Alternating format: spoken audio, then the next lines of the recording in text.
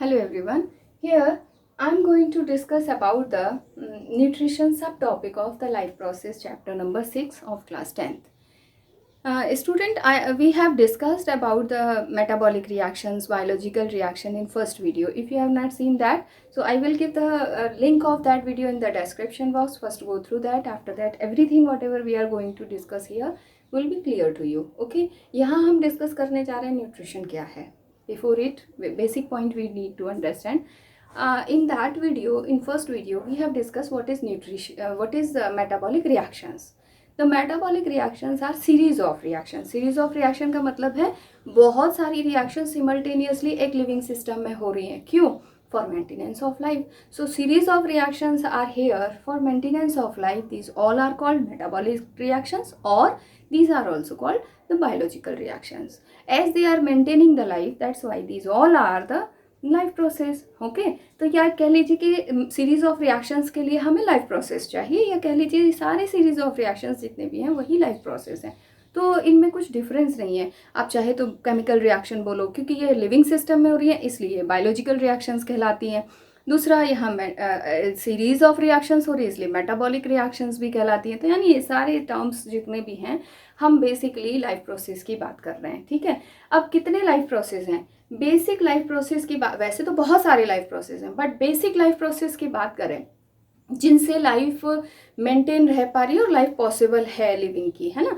तो basic life process आपके 4 हैं. 1 nutrition, second is respiration, third is transportation and next is the excretion. Nutrition just to maintain life processes, just to get the energy. Oxygen is required here for the release of energy, that's why respiration is there. Next, the need to transport this all material in all over the body part, so transportation we require. During the metabolic reaction, whatever waste developed that need to excrete outside, we need excretion. So these all in the detail we have discussed in last video, so you should go through with that. Now here I am going to tell you about the nutrition. Okay, तो अब यहाँ समझने की ज़रूरत है nutrition से भी पहले कि हमें मेटाबॉलिक रिएक्शंस चाहिए लाइफ मेंटेन करने के लिए. और मेटाबॉलिक रिएक्शंस यानी कोई भी रिएक्शन बिना एनर्जी के नहीं हो पाएगी. तो मेटाबॉलिक रिएक्शंस को मेंटेन रखने के लिए हमें एनर्जी की रिक्वायरमेंट है. यानी finally we can say the energy is needed to sustain life. Okay, as we are saying, the metabolic reactions are needed here to sustain life. तो metabolic reaction को maintain करने के लिए energy की ज़रूरत होगी, इसलिए energy is needed to sustain life. Okay, अब बात है कि ये energy कहाँ से मिली. So this energy all organisms are getting from the food. Okay, अब क्वेश्चन आया फूड क्या है. It is a type of substances, it is the different type of substances that is called the nutrient or the energy provider. Okay, so food is also known as the nutrient or energy provider. अगर मैं food को categorise करूँ कि किससे energy मिल रही है, किससे हमारा बॉडी डिज़ाइन प्रिपेयर हो रहा है, repairing formation of new protoplasm किससे हो रहा है, तो उसके अकॉर्डिंग, और कौन हमें प्रोटेक्ट कर रहा है अगेंस्ट द पैथोजन, क्योंकि एनवायरनमेंट में बहुत सारे बैक्टीरिया, वायरस और फंगस ये पैथोजेनिक सब्सटेंसेस हैं जिनसे हमारी बॉडी अफेक्ट हो सकती है. तो कौन हमें प्रोटेक्ट कर रहा है ना. तो इसके हिसाब से आपका फूड 3 कैटेगरीज में डिवाइड हो गया. 1 is energy provider, another is body building food and next is the protecting food. अब बॉडी बिल्डिंग फूड वो हो गया जिससे आपकी बॉडी का स्ट्रक्चर जो है मेंटेन है, शेप मेंटेन है, स्ट्रक्चर मेंटेन है, ग्रोथ हो रही है प्रॉपर, है ना. और अगर हम एनर्जी प्रोवाइडर की बात करें तो इनसे हमें क्या मिल रहा है, एनर्जी मिल रही है. और अगर प्रोटेक्टिंग फूड्स की बात करें तो वो ऐसे फूड्स हैं जो पैथोजेंस जो हमारी बॉडी में एंटर हो जाते हैं उनको हमारे बॉडी में नहीं रहने देंगे, उसके साथ फाइट करने में हमारी हेल्प करेंगे. ठीक है, तो यहाँ पे इस फूड को मैंने कैटेगराइज कर दिया 3 कैटेगरीज में. The carbohydrate, protein, fat, mineral and vitamin. इनमें से कौन बॉडी बिल्डिंग फूड है, कौन एनर्जी प्रोवाइडिंग फूड है, कौन यहाँ पर प्रोटेक्टिंग फूड है. Let's go through with it. The carbohydrate is protein energy provider food and क्योंकि इंस्टेंट एनर्जी आपको कार्बोहाइड्रेट से मिलेगी. कार्बोहाइड्रेट के बाद protein and fat are the body building food, क्योंकि हमारी जितने भी मसल्स हैं ना ये सारी मसल्स जो हैं प्रोटीन से बनी है. Fat is also here which required the maintenance of shape of this body. तो यहाँ protein and fat are the body building food. रही बात मिनरल एंड विटामिन्स की, इनसे हमें ना तो एनर्जी मिल रही है और ना ही हमारी बॉडी की शेप मेंटेन कर रहे हैं. But these all we required for the maintenance of metabolic reactions. Okay, कोई भी मेटाबॉलिक रिएक्शन इन मिनरल्स और विटामिन्स के बिना नहीं हो पाएगी. तो मिनरल विटामिन को हम प्रोटेक्टिंग फूड कह देते हैं, जो पैथोजन के साथ मेटाबॉलिक रिएक्शन करके हमें प्रोटेक्ट कर रहे हैं. ओके, इस तरह से हमने ये इसको कैटेगराइज किया और इन सभी को हम क्या बोल सकते हैं, इन सभी को हम बोलेंगे न्यूट्रिएंट. ओके, अब आते हैं कि न्यूट्रिशन क्या है. तो nutrition is a process by which organism intake the nutrients और their energy providers. Okay, and utilize this to get energy. Okay, कोई भी ऐसा प्रोसेस जिसके थ्रू ऑर्गेनिज्म ने इनटेक किया फूड को और एनर्जी प्रोवाइडर और न्यूट्रिएंट्स को, और फिर उन्हीं न्यूट्रिएंट्स को यूटिलाइज किया एनर्जी रिलीज के लिए, उसी प्रोसेस का नाम यहाँ पर न्यूट्रिशन कहलाता है. अब बात आती है एनर्जी कैसे जनरेट होगी. So suppose I am having this food in the cell and the oxygen in the cell. Okay, as the oxygen available during the breathing, here breathing completes and we are intaking the oxygen, you know, or after eating the food we get the food in the digestive system. अब ये food और oxygen when interact together, so that means oxidation of food will be there. Oxidation of food क्या है, break down of the food. ठीक है, अब जो food है वो ब्रेक डाउन होगा किस में, इसकी सिंपलेस्ट फॉर्म में, यानी ये फूड कहीं ना कहीं CO2 और वाटर से बना था, इसी में ब्रेक डाउन हो गया एंड साइड वाइज इसके क्या मिला, एनर्जी मिल गया. That's means this energy we are getting just by the oxidation of food. So why we are getting food to get energy, why we are getting oxygen to get energy, that means respiration भी energy के लिए हो रहा है और food intake भी energy के लिए हो रहा है. Finally intake of food he nutrition है, उसका utilization ही nutrition है. और एक और प्रोसेस यहाँ पे लगेगा जो ऑक्सीजन लेके जाएगा यहाँ ऑक्सीडेशन ऑफ फूड के लिए, उसे रेस्पिरेशन कहेंगे. ठीक है, तो वो एक अलग टॉपिक है, हम नेक्स्ट वीडियो में उसकी बात करेंगे. अभी तो न्यूट्रिशन समझना है. तो nutrition is any process by which organism are intaking food and utilizing it to get energy. This all process is called the nutrition. अब बात है how many different type of organism we are observing in the atmosphere. So different body designs organism are having and so many organism we are observing in the atmosphere. इसका मतलब है सबका body design अलग है. अगर सबका body design अलग है तो फिर सबका जो वे है फूड इनटेक करने का वो भी डिफरेंट होगा. So what the way they are utilizing for intaking of food, these all are called mode of nutrition. इसका मतलब है डिफरेंट बॉडी डिज़ाइंस के अकॉर्डिंग मोड ऑफ न्यूट्रिशन यानी टाइप ऑफ न्यूट्रिशन भी अलग अलग होगा. जैसे हम अमीबा की बात करें तो अमीबा तो यूनिसेलुलर ऑर्गेनिज्म है, उसमें कोई डाइजेस्टिव सिस्टम ही नहीं है, उसमें माउथ नहीं होगा, उसमें एलिमेंट्री कैनाल नहीं होगी. तो वो क्या सिस्टम अप्लाई करेगा इनटेक ऑफ फूड के लिए, वो सारे के सारे प्रोसेसेस जो हैं जो डिफरेंट कैटेगरीज में डिवाइड होंगे, तो उन्हीं को हम लोग यानी टाइप्स ऑफ न्यूट्रिशन को ही हम लोग मोड ऑफ न्यूट्रिशन कह रहे हैं. तो यहाँ पे अब हम जा रहे हैं डिस्कस करने what how many type of mode of nutrition in the different organism are there.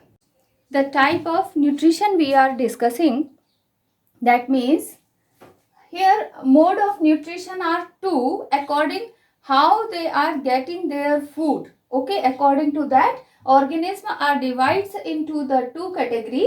One is the autotrophic mode of nutrition, another is heterotrophic mode of nutrition. In autotrophic mode of nutrition what happen, these are not depend their life their food for their food on the other's body. That means they are not getting their food from the body, as the name is autotroph. So what is the meaning of autotrophs? That means auto means self and trophic means food. That means they are getting their food by themselves, by the preparation of it. These organisms are called the autotrophic organism, or mode of nutrition is also known as the autotrophic mode of nutrition. Okay, here they are developing the food by themselves.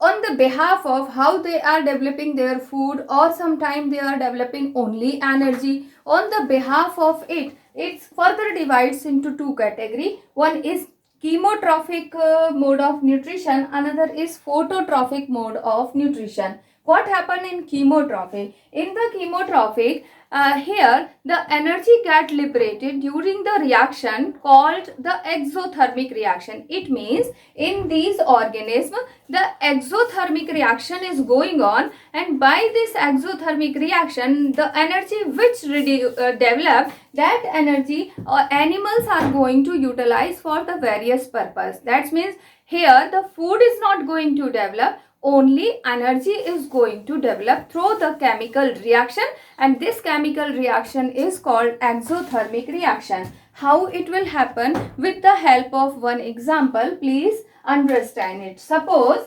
the bacteria is surviving its life somewhere else, and this bacteria is getting sulfur from the atmosphere, and it is getting the hydrogen from atmosphere. After the reaction of it, the H2S will form. Okay, and whenever this H2S will develop, sidewise it, energy also liberated. Getting?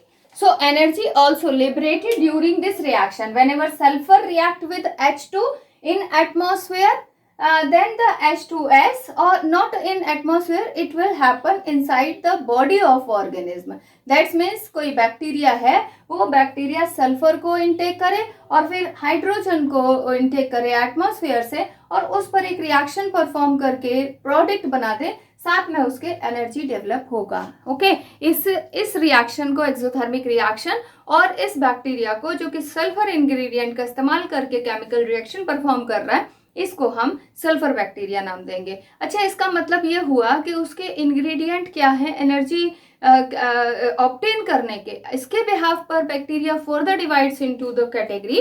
That means जो sulphur से reaction perform करके energy gain करेंगे, sulphur bacteria हो गए. जो iron से करेंगे, iron bacteria हो गए. जो नाइट्रोजन पे करेंगे, वो नाइट्रीफाइंग बैक्टीरिया हो गए. And on the behalf of this several type of bacterias are found here as a chemotrophic. So that means chemotrophic, in case of chemotrophic, the best example we have the bacteria. Here if we talk about the plant, what will happen in the plant actually do not depend its life on the other body. They are able to prepare food. यानी यहाँ energy नहीं, यहाँ पे food बन रहा है. Question is what is the food of plant? Plant का food carbohydrate है जो कि ग्लूकोज माना जाता है. ठीक है, जो भी फोटोसिंथेसिस प्रोसेस से बनेगा वो ग्लूकोज होगा. यहाँ पे एक्चुअली होता क्या है, सनलाइट की प्रेजेंस में क्लोरोफिल, एक ऑर्गेनेल है सेल में जो कि प्लांट में मिलेगा. क्लोरोफिल ये ऑर्गेनेल नहीं, ये पिगमेंट है जो कि क्लोरोप्लास्ट में मिलेगा. क्लोरोप्लास्ट सेल्फ ऑर्गेनेल्स है जो प्लांट सेल में मिलता है. दैट मीन्स प्लांट सेल में प्रेजेंट क्लोरोप्लास्ट जिसके अंदर क्लोरोफिल प्रेजेंट है, इस क्लोरोफिल की हेल्प से सनलाइट की प्रेजेंस में ये CO2 को फिक्स करके फूड बनाएगा. फिक्स कैसे करेगा उसको एक बार हम वैसे डिटेल में ऑटोट्रॉफिक मोड ऑफ न्यूट्रिशन में समझेंगे, लेकिन यहाँ कैसे फिक्स करेगा इस पॉइंट को भी देख लेते हैं एक बार. जैसे सपोज एटमॉस्फेयर से I am taking the different colour to clarity this. Suppose from atmosphere organism, this plant is getting CO2 and the water is also here. Okay, here this water due to the sunlight is going to split into the H2 and O2. From here this H2 is going to reduce this carbon dioxide. Okay, that means it will this reaction will happen in presence of light. तो sunlight में ही हो सकती है reaction. ठीक है, sunlight में ही होगी. और प्लेस कहां होगा? That place is chloroplast. होगा क्या इसमें? एक्चुअली जो हाइड्रोजन वाटर जो स्प्लिट हुआ उससे जो हाइड्रोजन लिबरेट हुआ, वही हाइड्रोजन इस CO2 के साथ में रिडक्शन करने जाएगा, और रिडक्शन इस CO2 का होने के बाद एक प्रोडक्ट बनेगा जिसको हम नाम देंगे CH2O. This is hydrocarbon. Sidewise, the O2 which developed during the breakdown of this water, that will also emit outside from the plant. Sometime this plant is going to utilize this oxygen for the purpose of respiration, and the amount if more, so that amount is going to excrete outside through the plant. Okay, so here one question is arising in your mind that ma'am, the glucose is the food of the plant, but here I had written here CH2O only. So is it glucose? No, it is not glucose, but it is carbohydrate. Now, how this glucose form here? So that's for this glucose here, this same reaction required for 6 times. That means CO2 is going to reduce by hydrogen one time, CO2 reduce with hydrogen next time, and this will happen till 6 times. Okay. Now when this all happen, so इस product को जो भी हमें मिल रहा है इसको 6 से multiply अगर हम कर दें, दैट्स मीन्स इसमें हम 6 ऐड कर दें, इसमें हम H2O में हम 12 ऐड कर दें for the balancing of reaction which I am doing this all, तो उसके लिए यहाँ 6 अमाउंट CH2O को 6 से मल्टीप्लाई कर दीजिए. तो मल्टीप्लाई करने के बाद जो हमें रिजल्टेंट मिलेगा दैट इज C6 का मल्टीप्लाई सी में, तो C6 का मल्टीप्लाई हाइड्रोजन में करेंगे and that is already 2 molecule, so that's means hydrogen become 12 molecule of hydrogen, and oxygen में करेंगे then 6 molecule of oxygen. So of course the 6 molecule of oxygen will generate here, and after the reaction 6 molecule of water will also develop during the reaction. Whole reaction of the photosynthesis we will complete in the explanation of autotrophic mode of nutrition in next video. So here I am just going to tell you that the photosynthesis is the process by which in presence of sunlight in chloroplast the plant are going to reduce this carbon dioxide to form glucose. This process is not dependent process of on any other organism. So this plant are getting the CO2 from the external environment and water also from the soil through the root, and this all will happen in presence of sunlight only. That is why this process is called the phototrophic. Photo means light, trophic means food. That means light की presence में food की preparation ही photosynthesis कहलाती है और phototrophic mode of nutrition कहलाता है. एक point और यहाँ पे mention करने वाला है, यहाँ plant हम पर एक एहसान कर रहा है क्या कि यहाँ पर फूड के साथ साथ इससे ऑक्सीजन भी जनरेट हो रही है. Here if oxygen generates, so this oxygen is more here, that's why this plant is going to release this outside. So क्या कर रहा है plant, हमको ऑक्सीजन भी प्रोवाइड कर रहा है. That means we are getting the oxygen just because of these plants, just because of this photosynthesis process. साथ इसके आपके एटमॉस्फेयर को क्लीन भी कर रहा है क्योंकि we release carbon dioxide during respiration, and if animals और including plants releasing this CO2 outside, so the amount of CO2 become high. So to maintain this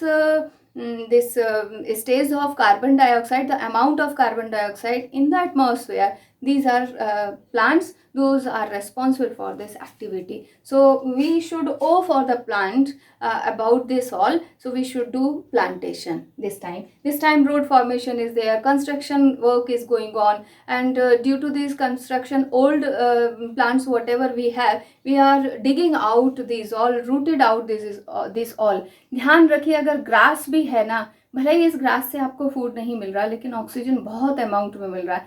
सोचो अगर हम हॉस्पिटलाइज्ड हो जाते हैं और वहाँ हमें ऑक्सीजन प्रोवाइड कराना पड़ता है थ्रू दिस ऑक्सीजन सिलेंडर, तो how much we are paying for that. और प्लांट को हमने कितना पे किया भाई, हम आज तक की लाइफ में जितना भी सर्वाइव किए वो जस्ट बिकॉज ऑफ ऑक्सीजन हो पाया है, और ये ऑक्सीजन प्लांट में विदाउट एनी कॉस्ट हमको प्लांट ने प्रोवाइड किया. इसका कोई भी इसको मैंने रेफरेंस में इसके बदले में इसको कुछ नहीं चाहिए. तो अगर हम प्लांटेशन करते हैं that is good for us, for our society. So next point I am taking, that is the heterotrophic mode of nutrition. again this will divides into the category.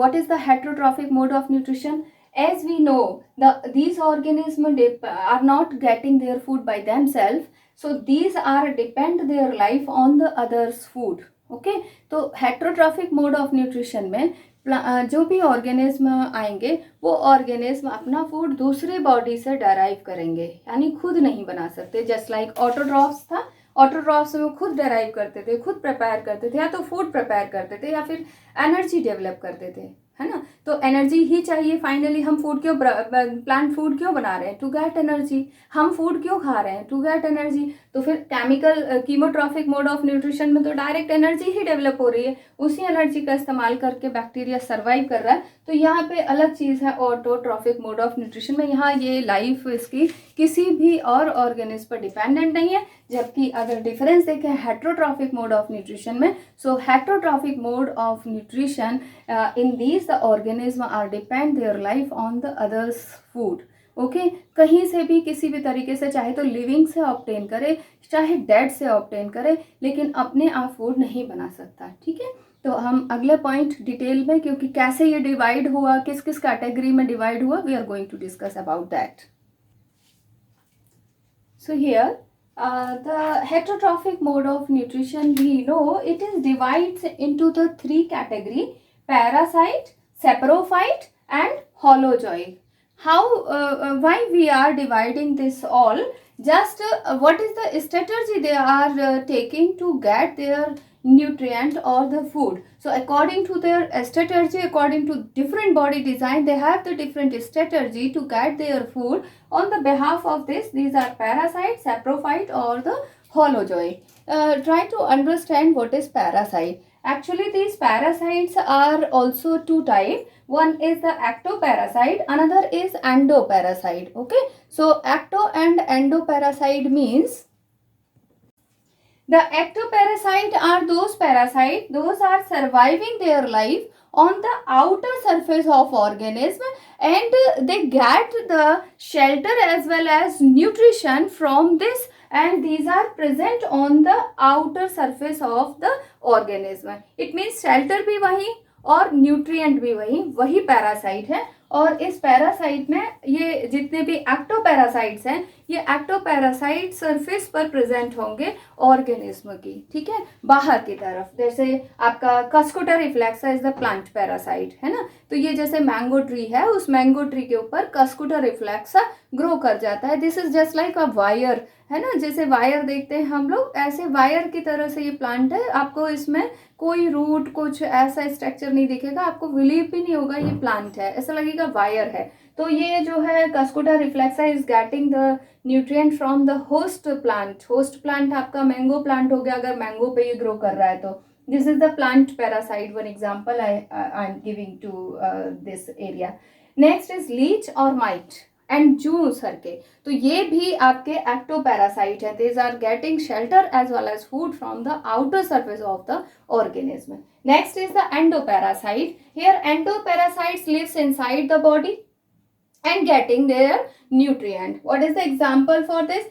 Liver fluke, roundworm and the tapeworm is the example for the endoparasite. Endo नाम से ही clear है, ecto means external and the endo means internal. जो living beings के body के अंदर present हो parasite, वो पैरासाइट आपके एंडोपैरासाइट्स हैं. और जो एक्सटर्नल सरफेस पर प्रेजेंट हो, बॉडी पर प्रेजेंट हो, वो एक्टोपैरासाइट्स हैं. एक और बात यहाँ पे मेंशन करने लायक है, that all parasites are harmful to us. It is not like that. सभी पैरासाइट आपको हार्मफुल नहीं हो सकते. कभी कभी कुछ पैरासाइट्स ऐसे हैं जो हमें यूज़फुल होते हैं, दैट्स मीन्स हमारी हेल्प करते हैं हमारे डाइजेशन में, हमारे किसी और अदर प्रोसेस में. जैसे आप एक एग्जांपल प्लांट के केस में देखते हो, राइजोबियम बैक्टीरिया है, तो ये पैरासाइट, ये लैग्यूमिनस प्लांट्स की रूट्स में नोड्यूल्स बनाकर प्रेजेंट रहेगा और वहीं पर इसको न्यूट्रिएंट भी इसको मिलता जाएगा. साइड वाइज इसके ये नाइट्रोजन फिक्स करके प्लांट को दे रहा है. तो ये शेल्टर और न्यूट्रिएंट दोनों उस प्लांट के बॉडी के अंदर, रूट के अंदर रह करके, तो एंडोपैरासाइट हुआ. लेकिन ये एंडोपैरासाइट यहाँ हार्मफुल नहीं है, ये सिम्बायोटिक रिलेशनशिप शो कर रहा है. ये दोनों के लिए हेल्पफुल है, स्पीशीज़ ए के लिए भी और स्पीशीज़ बी के लिए भी. दूसरा एग्जाम्पल है हमारे पास जो कर्ड में प्रेजेंट होता है, lactobacillus. We are taking the lactobacillus as a form in a form of curd. Curd में लैक्टोबैसिलस जो है वो हमारे डाइजेस्टिव सिस्टम को एनहेंस कर रहे हैं। That's why these bacteria are not harmful to us, these are friend to us. Okay, so हर पैरासाइट आपका हार्मफुल नहीं होगा। दूसरा है सेपरोफाइट पॉइंट। यह पॉइंट ऐसा है कि सेप्रोफाइट जितने भी ऑर्गेनिज्म हैं ये डेड और डिकेइंग मैटर पर ग्रो करेंगे, यानी जो प्लांट और एनिमल डेड हो चुके हैं और जो रोटन होने जा रहे हैं ये ज़्यादातर उन्हीं से अपना फूड गेन करते हैं। तो ये भी हमारी हेल्प कर रहे हैं। How they are helping us, these are keeping clean our environment. Okay, तो हमारे एनवायरमेंट में जितनी भी डेड थिंग्स हैं उन सभी को डिकम्पोज करके अपने न्यूट्रिएंट को ये गेन करेगा, और साथ में जो भी मिनरल्स वगैरह प्रेजेंट होंगे उस रोटन मैटर में, वो सारे मिनरल्स और एलिमेंट्स वो सॉइल में मिक्स हो जाएंगी। तो ये रिप्लेनिशमेंट सॉइल का करने में भी हेल्प कर रहा है। तो दो हेल्प हो गए, एक तो एनवायरमेंट को क्लीन करना और दूसरा सॉइल को रिप्लेनिश करना। रिप्लेनिशमेंट अगर नहीं होगा तो जो कुछ भी प्लांट ने अपटेक किया अपने लाइफ प्रोसेस को मेंटेन करने के लिए एज ए न्यूट्रिएंट, तो वो सब डेड के बाद अगर ये सेप्रोफाइट ना हो तो वो डिकम्पोज नहीं होगा और उसी के ही अंदर सारे इंग्रेडिएंट प्रेजेंट रहेंगे। That is very means harmful stage for the ecosystem. So ये इकोसिस्टम के लिए मेंटेनेंस के लिए बहुत ज़्यादा इम्पोर्टेंट है। ऐसे समझ लीजिए ग्रीन जो भी लीव्स वगैरह सारी जितनी भी लीव्स हैं उनको डिकम्पोज करके ये खाद में कन्वर्ट कर देता है, जिसको आप फर्टिलाइज़र कह सकते हो, ग्रीन फर्टिलाइज़र, है ना। लीफ से अगर फर्टिलाइज़र बन रहा है तो वो लीफ मोल्ड कहलाता है, and that is very good for the plants. Okay, तो saprophyte is helping us to clean the environment and for the replenishment of the soil. तो दूसरी चीज़ ये डेड और डिके मैटर से अपना फूड गेन कर रहा है। Example for this, in this some bacterias are found and the fungi, almost the fungi are getting their food from the dead decay matter। दूसरी चीज है होलोजोइक। एक और पॉइंट है यहाँ इन दोनों के केस में जो मैंने डिस्कस नहीं किया, देखिए ये पैरासाइट जो है these are getting the nutrient from the living organism without killing them, है ना। उसको डेथ नहीं देगा, बिना उसे डेड किए ये अपने न्यूट्रिएंट को ऑब्टेन कर लेगा, केवल वहाँ से शेल्टर और फूड ऑब्टेन करेगा। हाँ, वो बात अलग है कि डिजीज क्रिएट हो जाए due to the presence of this parasite. अब बात आती है सेप्रोफाइट की। इसकी एक अपनी स्ट्रेटजी है न्यूट्रिएंट गेन करने की।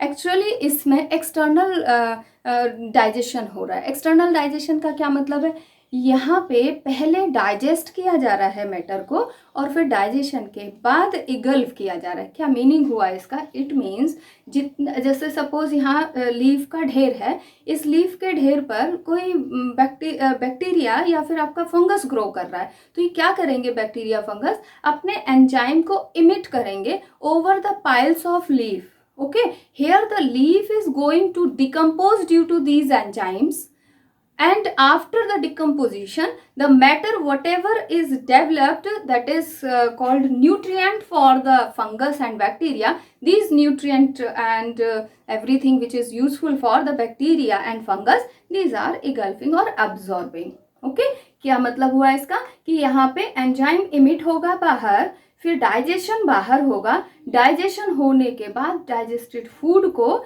इनटेक किया जाएगा, एब्जॉर्ब किया जाएगा। ठीक है, इसमें आपके ब्राइड मोल्ड भी एग्जाम्पल है, म्यूकर राइजोपस फंगस में बहुत सारे फंगस हैं जो इस तरीके के मोड ऑफ न्यूट्रिशन को मेंटेन करते हैं, and these are helpful to us as they are cleaning the environment as well as replenishment the soil. ठीक है, ये पॉइंट समझ में आ गया है आई होप। अगले पॉइंट में चलते हैं, होलोजोइक। होलोजोइक में क्या पॉइंट है, holozoic organism are those are taking their nutrient inside the body first and after that they are going to digest it. इसका मतलब है पहले खाएंगे और उसके बाद डाइजेशन होगा कहाँ, internal, that's means inside the body, है ना।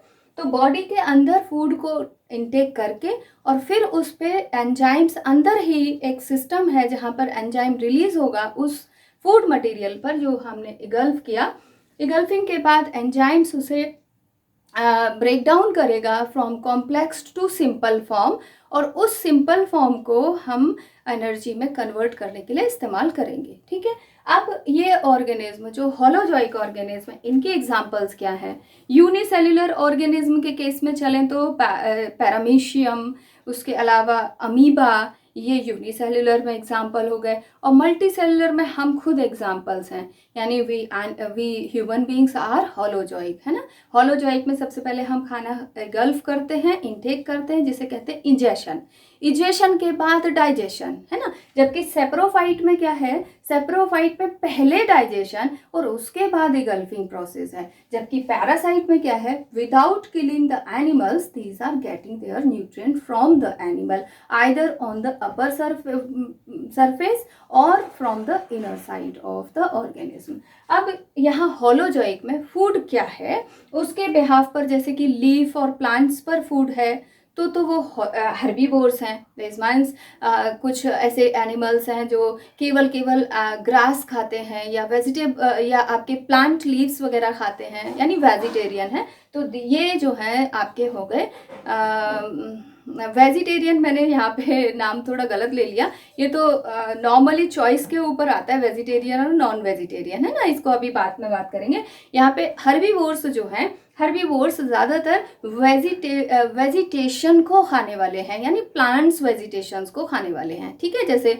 आपका एलिफेंट हो गया, आपका डियर हो गया, आपका और रेबिट हो गया, है ना। ये सारे एग्जांपल्स जो हैं वो हर्बीवोर्स के हो गए। You know better because from the 6th standard you are going to study about this. दूसरा है कार्निवोर्स, है ना। तो कार्निवोर्स क्या है? कार्निवोर्स वो एनिमल्स हैं, those are consuming food as a flesh of the animal, है ना। तो ये एनिमल का फ्लैश खाते हैं, ये प्लांट पर डिपेंड नहीं करते। Indirect they are depending on the plants, but directly they are taking the this meat portions of the animal. दूसरे हैं omnivores. Omnivores are those are getting both, जैसे कि हम। अब हमारे लिए चॉइस हो सकती है, हम यहाँ पे वेजिटेरियन है या फिर हम नॉन वेजिटेरियन है, ठीक है। तो omnivores is the concept for the both, that's means ये एनिमल या तो हर्ब्स खा सकते हैं, या फिर ये एनिमल्स आपका फ्लैश भी खा सकते हैं। फ्लैश मीन्स मीट भी खा सकते हैं, ठीक है। On the behalf of this all strategy what they are eating, so according to that the holozoic further divides into herbivores, carnivores and omnivores. The all topic from my side is over related to nutrition. Still if you have any doubt, so please you can give the question according to your opinion, whatever question you have. So please send me through the comment box, and 100% I will give the answer for that. Okay, till there, prepare well.